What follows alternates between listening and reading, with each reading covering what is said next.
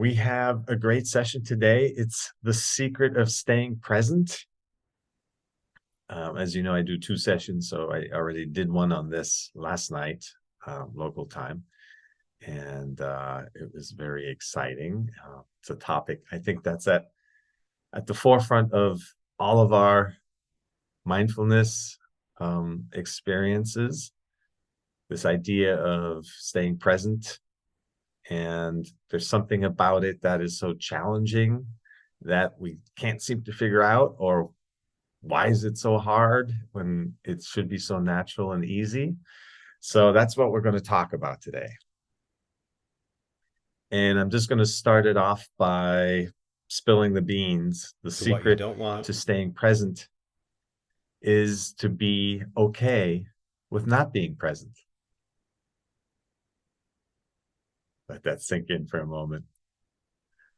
So the secret to staying present is to be at peace with not being present.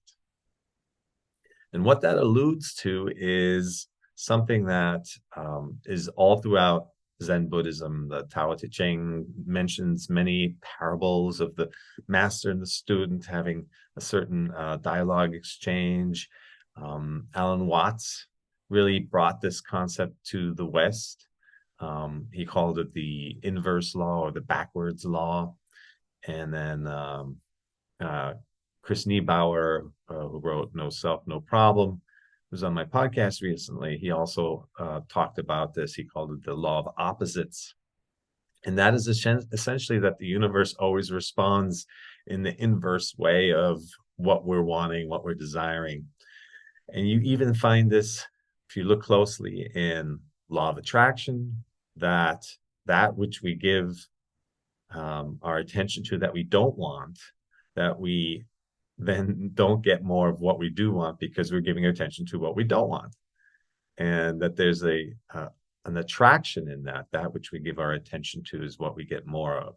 So simply by desiring things, by wanting things, we're almost always just coming from a place of lack. And so inadvertently, we're creating more lack because that's what we're giving our attention to. That's the place we're coming from when we want things, when we desire things. And I have a few quotes I actually prepared for that. Here's one from Alan Watts. When you try to stay on the surface of the water, you sink. But when you try to sink, you float. Similarly, when you try to sleep, your efforts will keep you awake. You'll only fall asleep if you stop trying. And here's a deeper one. You'll lose your breath if you hold your breath. Couple more Zen quotes. The more you try and grab a hold of something, the more it slips through your fingers. And when you realize nothing is lacking, that's when the whole world belongs to you. So all of this points to the challenge of finding and staying present that we all experience in our mindfulness practice, is that by wanting to get there, that it doesn't happen. And we're kind of conditioned this way, at least in the West, that we always want to make things happen. When we have a target, a goal, we work for it. We're told to work our fingers to the bones and just make it happen. And so we're always focused on that which we want, which inherently we're coming from a place of lack. And then it makes getting to the place where we want to get so much harder. And the same thing applies to presence. We're so focused on becoming present and staying there that we're enforcing the feeling of not being present. And it really puts things into perspective of how we live. There are many techniques and practitioners out there who advocate a kind of inverse thinking, that you're always that you should structure your day in the way of opposites. Like think opposite of what you actually want. which I think is forced in its own way. So again, that I don't think will really work, but the point is clear: is how do we achieve something if wanting to achieve it actually leads to the opposite? It's peculiar that the universe is designed this way. It's kind of its own little game. It's a little trick that it plays on us and itself. Consciousness playing a trick on itself. So when it comes to becoming present, what do we do? What is the actual practice of it? Well, as I started out saying, it doesn't come from wanting to be present. It comes from accepting what is and not wanting it to be different. And that means accepting that our mind might be busy or particularly noisy. And if we resist the noise, if we say, I don't want this, why is my mind so disruptive? I want it to be calm. Again, the opposite happens. We're just fueling the sense of disruption and disorientation. And that we actually become calm by accepting the noise. And so that's where it begins. That's where the inverse law really kicks in. And so one could say that presence is simply a natural byproduct of seeing things as they are. It's the natural organic consequence of not being in resistance to what is.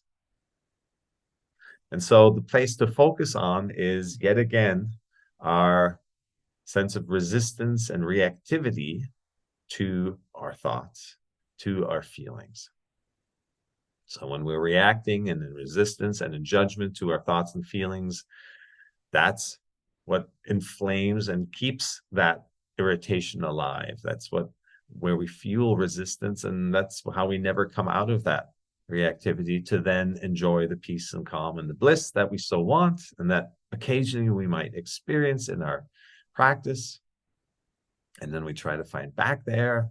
Again, this Western attitude of need to make that happen again, and then that blocks us.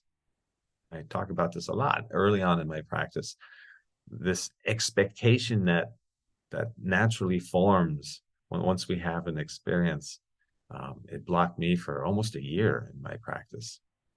You kind of have to unravel that again somehow.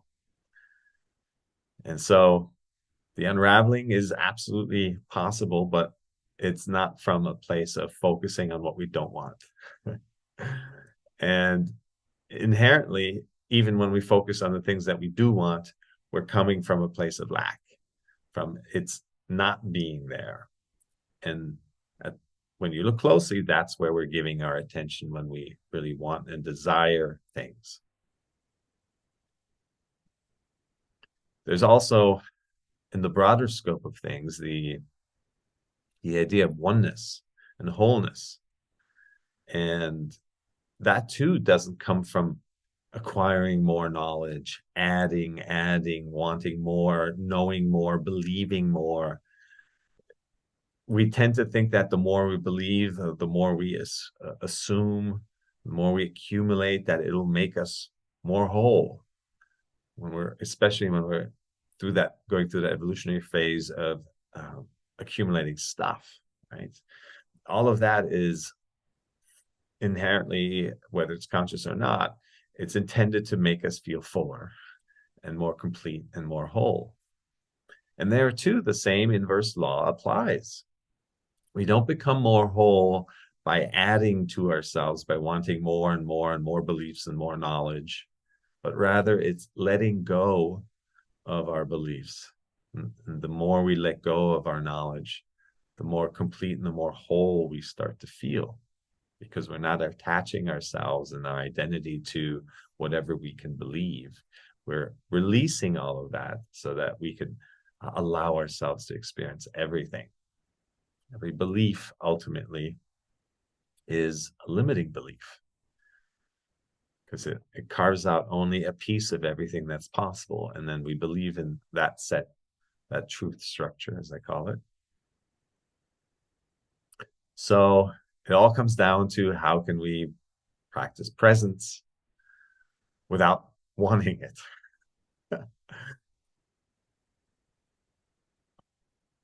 The meditations that we've done in the past, those of you who have already attended, have always been geared towards that. We've always looked at how can we become the observing presence to our thoughts and feelings. How can we become the container for experiences to enter our field and exit our field? That's essentially what we are. We're bigger than our thoughts and feelings. If we can observe thoughts and feelings, then clearly we're not our thoughts and feelings, even though initially part of the struggle is disidentifying with thoughts because we're so close to them. We're so reactive to our feelings in a similar way. So we grow up conditioned to just be in this reactive state. Thoughts come along, we attach ourselves to them through some reaction of I like that thought, I don't like that thought, but ultimately it's just believing the thought that starts this identification process, and one thought leads to the next and to the next. That's the monkey mind. And then we find ourselves lost in thought. And we do this all day long. And there's lots of high-end research now that talks about how we're lost in thought at least half, if not as much as 80% of the day. It's a long time not being present out of the precious time that we have on the planet.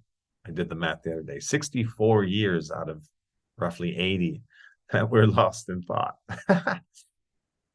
So, and the same thing applies to our feelings, is that we're so conditioned to react and judge and push away the unpleasant ones and cling to the pleasant ones. Again, we're so engaged, not able to experience them from a place of perspective, allowing feelings to arise and pass, which they all do naturally. That's the motion of life, is to come and go. And yet, through our judgment of things, of our thoughts and feelings, we always interrupt that coming and going. We create a hiccup in the flow of life because we always say, stop, I want more of that thought or feeling, or I want less of that thought or feeling. And that's what keeps our world so small. That's where we're living this narrow sliver of everything that's possible. We don't see opportunities that we would otherwise see if we had a more all-around full perspective. I often mention the Zen analogy of the 7 blind men walking to a room with an elephant. Each one just grabs one part of the elephant, and if you were to ask them, the guy that grabs the tail says, well, an elephant is a bottle brush or a broom, and the other one who grabs a leg thinks it's a tree trunk, and so forth. They all only have a small perspective on the bigger picture. And that's what happens to us when we attach ourselves to thoughts. And that's what happens when we react to feelings, is that it keeps us small. We don't see the bigger picture. By the way, you can always use the virtual hand at the bottom of the screen if you have any questions or comments, contributions, or just put it straight into the chat. So going back to how to practice presence when wanting to be present isn't what gets us there. Well, it's becoming the container for our thoughts and feelings. Our awareness is a container. And that's essentially who we are. We are the awareness of life happening. And that's just a muscle, an awareness muscle, an acceptance muscle, you can call it, especially in context of practicing presence. It's accepting what is right now without wanting it to be different. And as mentioned, that is the practice that we do in our guided meditation in each one of our sessions. But it does help to call us out because it's not really talked about a lot. I don't encounter it all too often, this law of inverse. And it really, really makes a difference.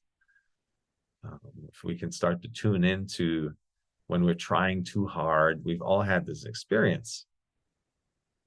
We try too hard, things don't seem right. It seems like we shouldn't be trying so hard. It should be easier. And guess what? It should be easier.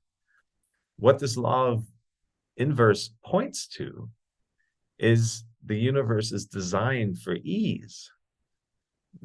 Coming into presence or achieving any other state, any other goal should be easy, because when we're not fighting it, it is easy.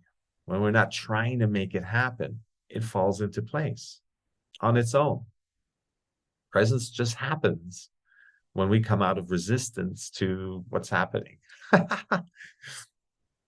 So it's all about developing that awareness muscle so that we can observe our thoughts and choose to engage with some and not with others. It's never about oppressing thoughts. I still hear this a lot. And this is the greatest misconception of mindfulness and meditation when you're first starting out, that it's something about controlling thoughts or pushing them away or shutting down your mind. All this stuff, again, you can feel the force in that. Nothing about that is natural, and it's not how it's supposed to be. Yes, the mind does become more calm and more quiet when we are more of the observer. It's not triggered as much, because feeling triggered leads to another thought and then another thought. They keep popping up. It's the amplification of a moment that is already past that just keeps lingering. We keep reliving it. So the mind is a lot noisier in that mode, and it does calm down when we are calm and non-reactive. But thoughts will still come. It's part of the normal condition of living, and it's all about allowing them to come and go.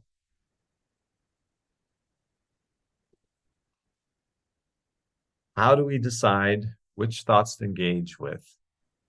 And if we can't trust the feeling of wanting more of a feeling or thought, or less of other ones? Yes, great question. This is where our blueprint comes in. We all have an inner blueprint. And when something resonates, that's what's resonating. It's that blueprint inside. Each one of us has a unique kind of mission, a personal picture, really, of ourselves. And so as we encounter things, I always say we realize ourselves through the doing, meaning just sitting on the couch and meditating.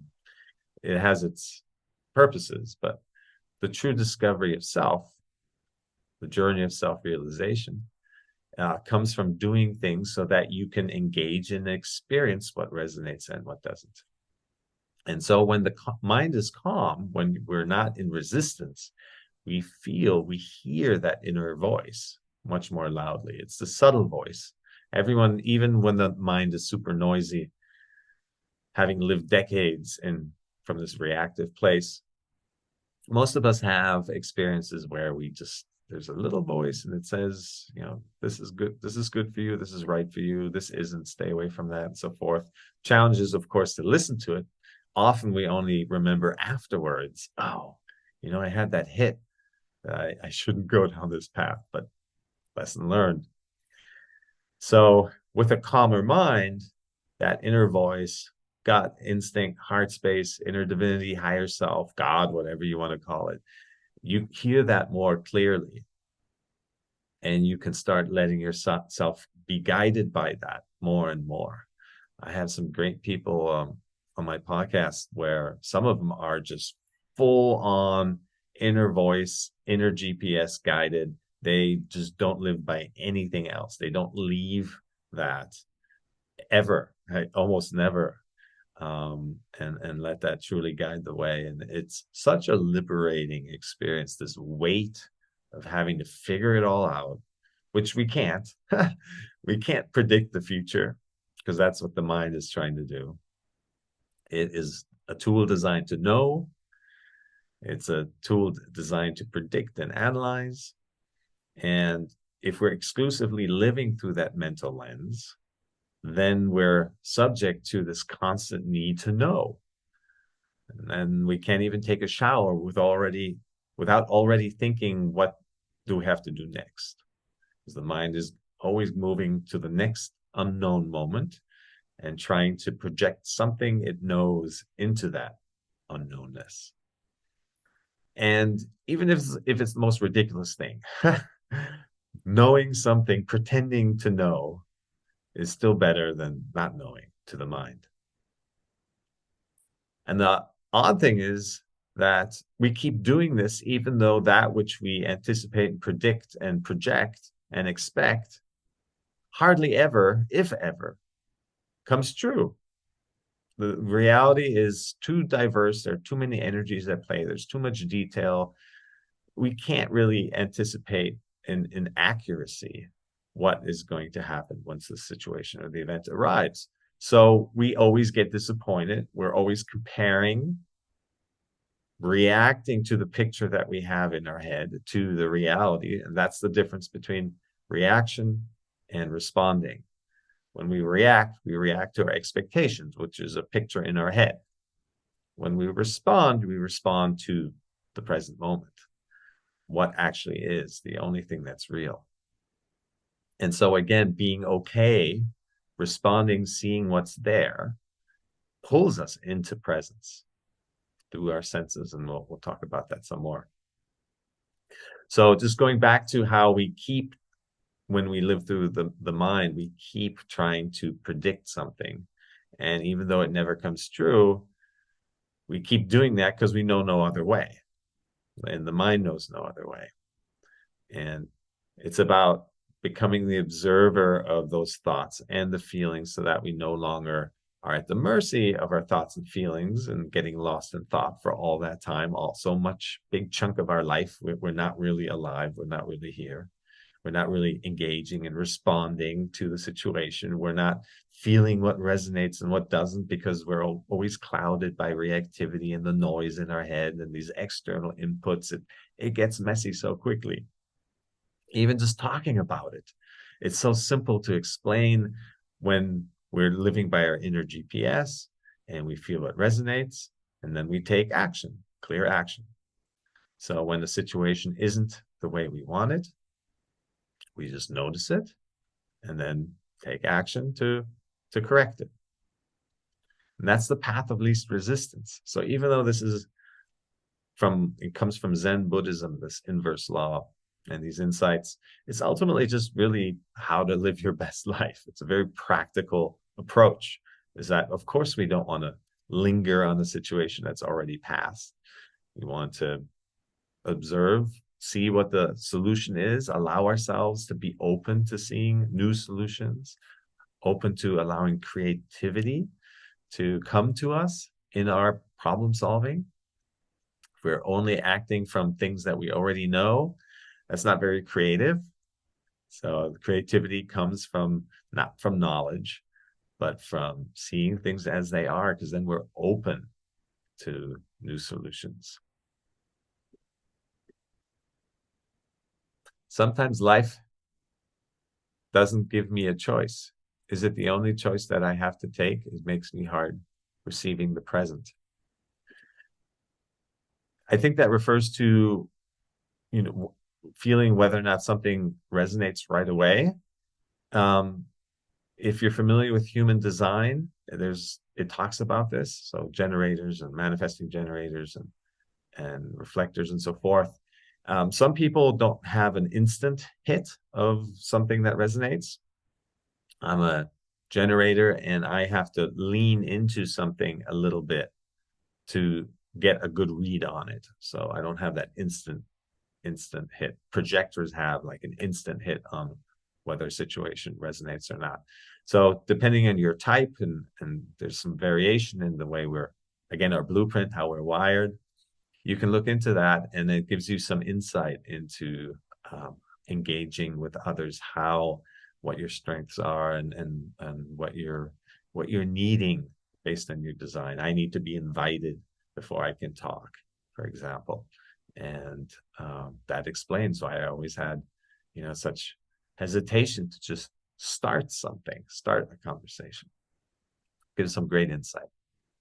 So very often we have to, and then that's why I say we realize ourselves in the doing, right? We have to just start doing in order for there to be the opportunity of resonance, of something resonating and something doesn't resonating. And that's how we discover ourselves more. We realize this picture starts to unfold of our path, the direction that our life is taking. So we don't have to guess. We don't have to make our life happen before we actually live it. We're so trained to plan and predict and like schedule our whole life out. Some cultures more than others. Everything is already pre-planned.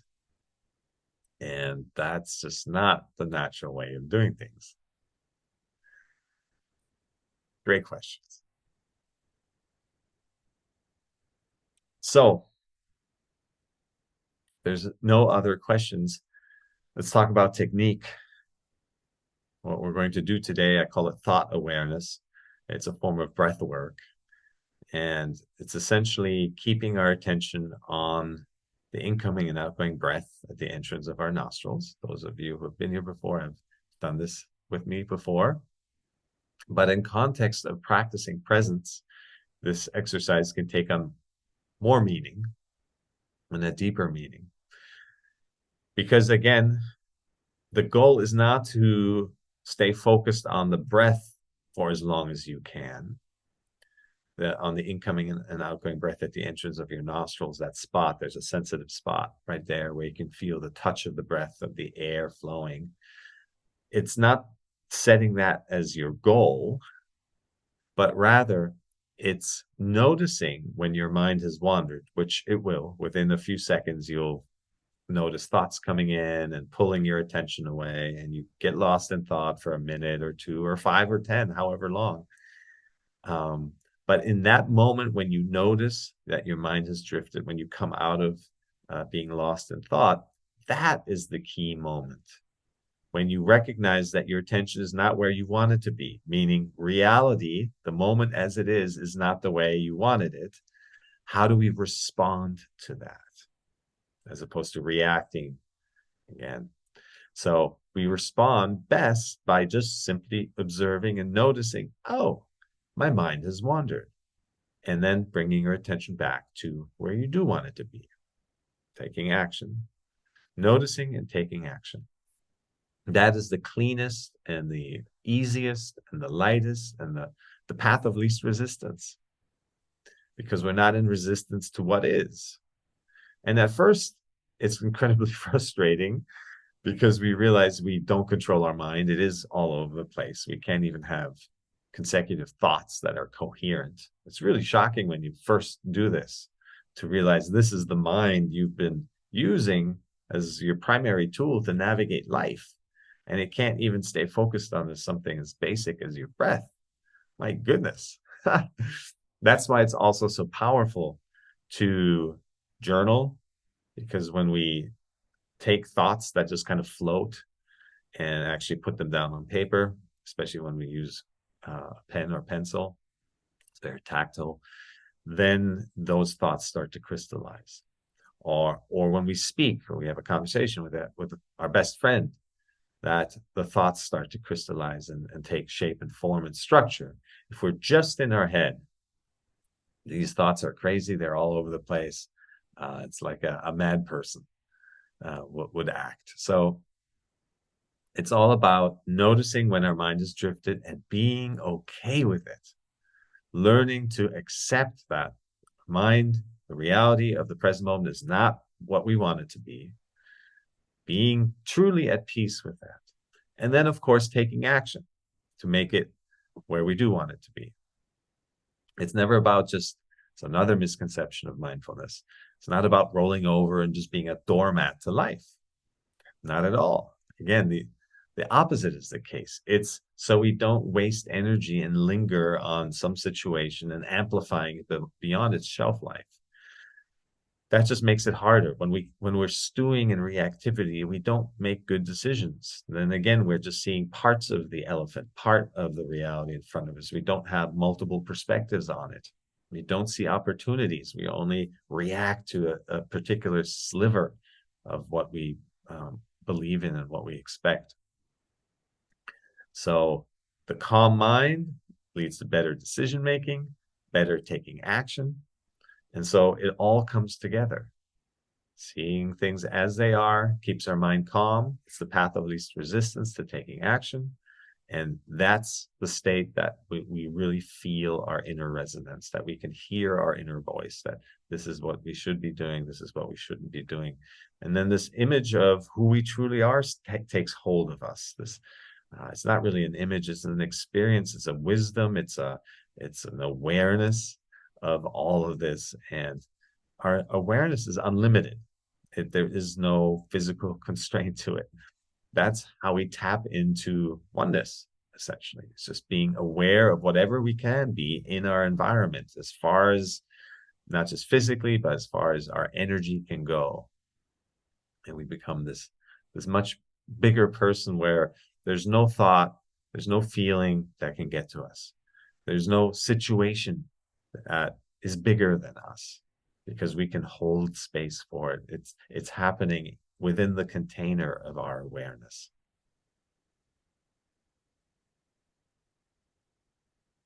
Good stuff, huh? And this should help a lot with, this, especially early in our practice, this challenge that we have and we continue to have. And I encounter this with people that have been practicing for years and years, and at events and retreats, and then my one-on-one mentoring. How do we practice more presence? And the goal is not to focus on becoming more present, but it's to let go of our judgment of things, and that naturally pulls us into presence. So everything has that inverse aspect to it, and then the ease becomes clear, it becomes visible of how these things should really work. Okay. All right, so we're going to quick time check. We're going to practice thought awareness, and I'm going to guide you through the first 5 minutes or so. We'll do it for 20 minutes total. And the first 5 minutes will be guided, and then from there, you're on your own. And again, the most important point of this exercise is when you notice that your mind has drifted, meaning you've noticed that the reality of right now is different from what you want it to be. How do you respond? And the less frustrated you are, the less reactive you are, the less you want it to be different, the less critical you are and judgmental of this monkey mind that's always pulling you away, the more that mind actually calms down, the more we naturally turn to presence. We become present just by seeing things as they are. And 1%, 2%, 5% less reactivity, less judgment, more calmness, more acceptance is already a huge difference in how we then go out and respond to life. The relief is tangible and it's instant. And the reason I love this exercise so much, it's pretty much a one-to-one relationship. The more we put in, the more we get out. And so it really comes down to us. Our happiness is 100% within reach, and it's 100% our responsibility, ultimately. And one of the other results of this practice is recognizing that really our happiness is not dependent on anything or anyone around us. We no longer feel the need to have to control our environment to be a certain way so that we can feel a certain way. That's conditional living, always trying to control the conditions outside in living, but rather shifting that whole thing around again, going inverse on inside out living is no longer being at the mercy of your environment, means seeing it as it is. It only has us when we're reacting to us, when we're wanting it to be different. When we can more and more accept our environment as it is, so that we can stay clear, so that we can see the opportunities for action, so that we can feel what resonates within and let that guide us, the more we turn that whole construct around, and then we're in control. Then it's not really control, then we're flowing, then we're experiencing. And that's a much more elevated, higher frequency way of living.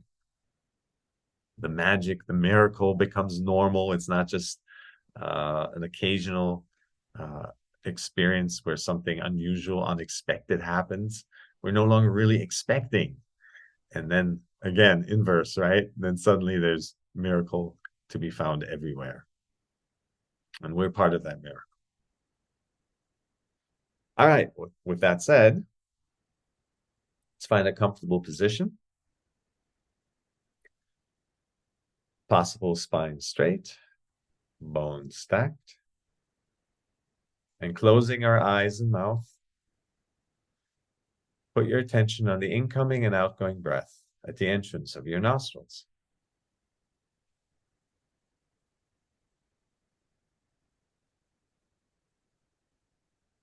If you have trouble locating your breath, you may breathe slightly harder once or twice until you feel the touch of your breath.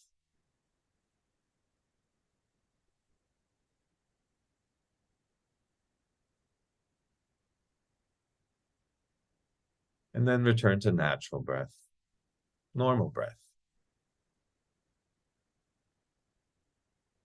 Seeing your breath as it is, not wanting it to be different.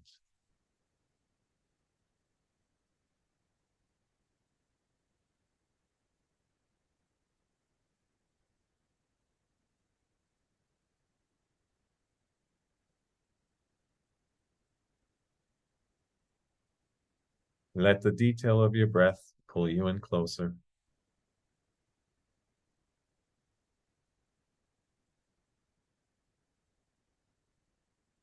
If it's shallow breath, let it be shallow.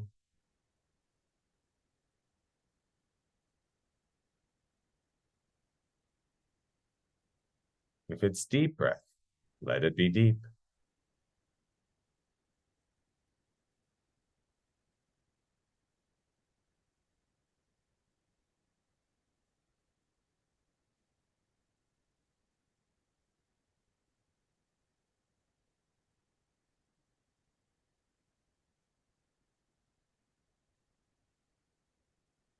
If it's more in the left nostril, let it be the left nostril.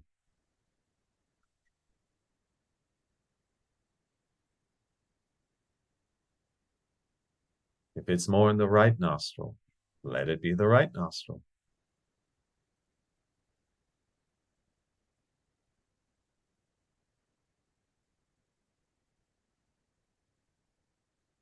Or if it's in both nostrils, let it be both.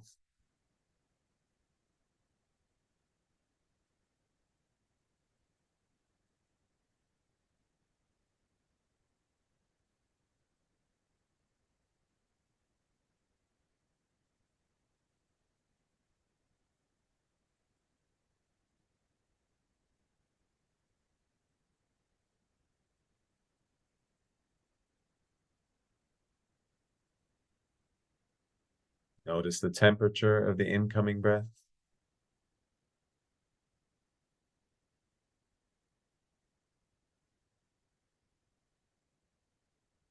Notice the temperature of the outgoing breath.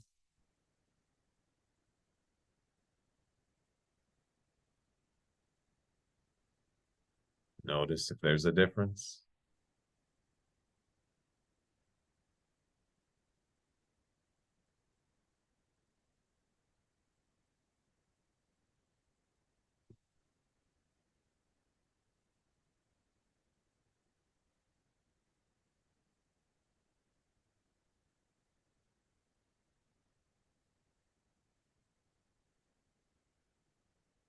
Notice the pace of the incoming breath.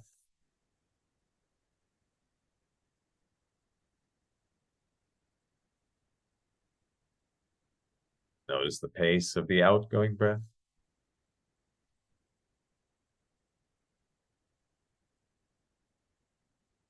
Notice if there's a difference.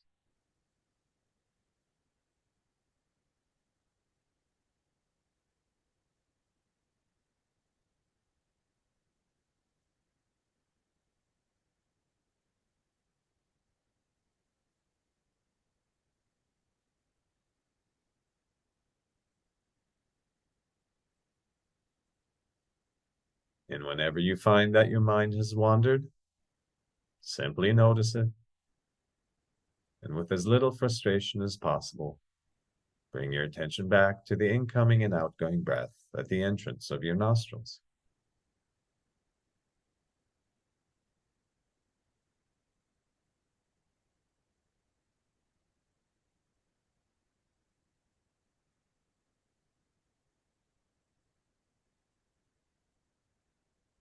Natural breath, normal breath.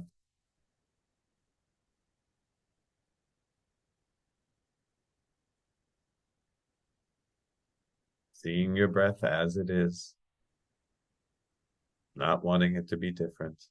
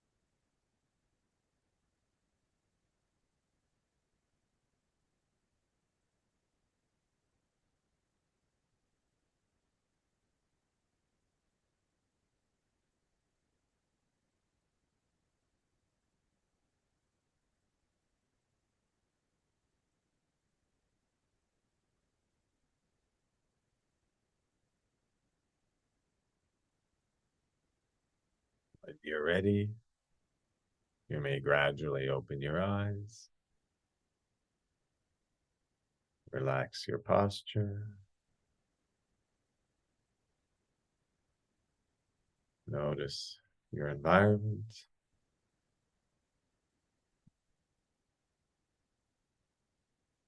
notice yourself in your environment.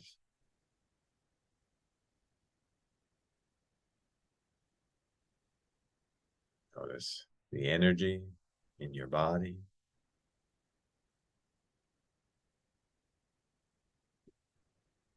Notice your aliveness.